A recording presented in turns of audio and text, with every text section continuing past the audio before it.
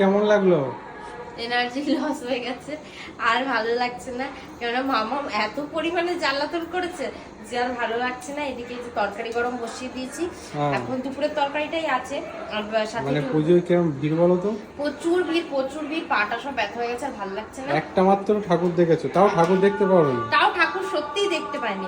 কেননা ছোট বাচ্চা নিয়ে না এগুলো সব পসিবল হয় না। সব থেকে বড় জিনিস, যাদের বাচ্চারা দুষ্টু হয় তাদের তো একদম ঘোরা টোরা সব একদম বাদই দাও। আচ্ছা, দুষ্টুর থেকে বড় কথা মানুষ শরীরটা ভালো নেই, আরো বড় জিনিস।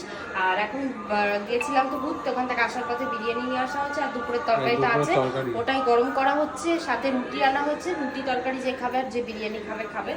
এটাই এখন রাতের ডিনার হবে, তাই তরকারিটা ভালো। কালকে তো অষ্টমী, কালকে কিছু স্পেশাল মেনু তো থাকবে। কালকে তো অষ্টমী, কালকে তো ভাত টাত খাওয়া যাবে না।